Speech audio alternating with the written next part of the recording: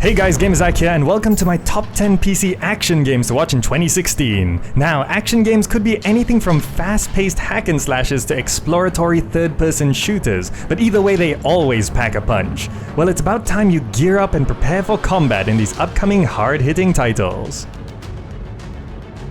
First up, we've got Dishonored 2 by Arkane Studios. Starting with this action-adventure stealth title, Dishonored 2 intends to build on the success of the first game. This time you have a choice of who and how you want to play, playing Corvo or Emily, each providing different perspectives. It's possible to finish the game without killing, or of course you could live up to your reputation. Developers have also hinted at a third path, but it's unclear what that will be precisely. It's said to be a tougher game than its predecessor with more varied difficulty options, so get ready for a challenge. Next we have Tom Clancy's Ghost Recon Wildlands by Ubisoft Paris. Ghost Recon going open world. Said to play out in a massive and responsive environment, you'll be able to play the game solo or in up to 4-player co-op.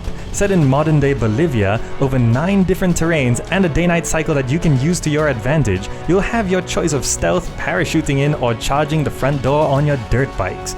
You'll also have side missions and the ability to build relationships in your favor. Will the open world make the game unfamiliar? Well, that's up to you. But get ready to face off with the drug cartel and a corrupted government in this tactical military shooter.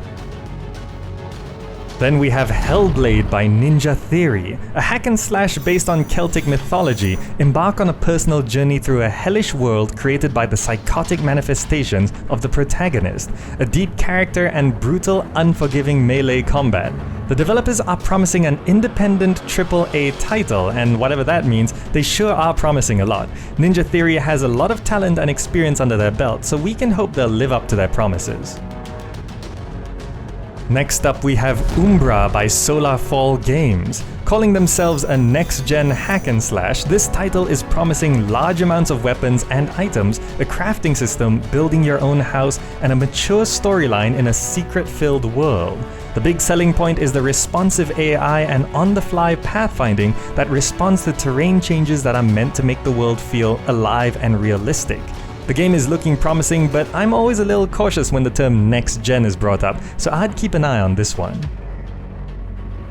And then we have Heavy Gear Assault by MekTek Studios.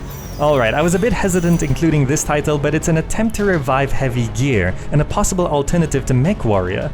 It's meant to be an arena mech shooter and intends to deliver what Heavy Gear fans love. They did listen to fans and added in a single-player campaign, but their release schedule has a lot of talk of modules, and the game is currently in early access while it's being sold in various packages. I'm not really a fan of all the microtransactions, and there's still a lot I would want implemented before I would pick it up, but some of you might still love it.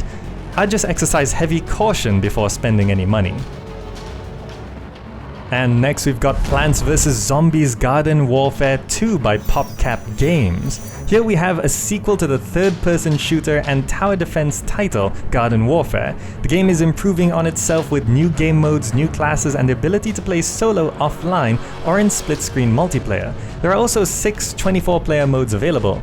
Set a couple years after the last installment, Suburbia is now ruled by high-tech zombies, and the plants have to invade to take back control.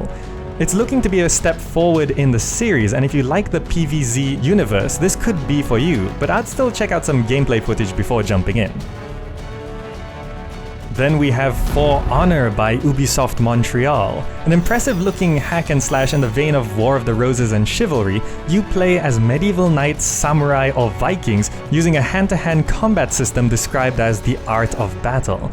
The combat enters you into a duel with the enemy where you have to position yourself and your weapon to attack, block, and counterattack effectively by responding to motions and stances.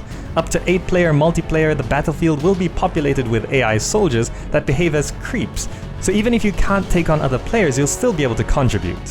Whether you consider that honorable or not, that's up to you. Next we have Street Fighter V by Capcom. It's Street Fighter. We all know what it's about, but is this one a step forward? We'll be seeing the return of the X gauge for special moves or super combos, and the addition of the V gauge for character-specific moves and reversals. It will feature cross-platform play between the PC and PS4 to unite the player base, and should continue in the esports scene. They're announcing characters one by one leading up to release, including some new characters, so if you're a fan, keep an eye on their page. Then we have Mass Effect Andromeda by BioWare. Not too much is currently known about the new Mass Effect, but the game is set long after the events of the first 3 titles. You'll be exploring a new galaxy playing as either a male or female character, and we've seen some vehicular stuff with the 6-wheeled buggy, the Mako. After all the controversy with the previous ending, it's unclear how Mass Effect intends to move forward, but we'll probably only know further into development, so we'll just have to wait for that. Finally, we have Deus Ex Mankind Divided by Eidos Montreal. The sequel to 2011's Human Revolution, this game is set in a futuristic cyberpunk world featuring a growing divide between augmented individuals and so-called naturals. Gameplay has been reported to be solid, with freedom to choose how you want to solve problems and discovering different outcomes based on your actions. There has, however, been controversy surrounding the crowdfunding-esque pre-order tier system, where content has been split, and the final tier actually being a 4-day early re-release. No, I didn't mispronounce that. They couldn't even be bothered to spell it right on their website in their excitement for early money. In any case, I'd wait until re-release and see what the reviews say.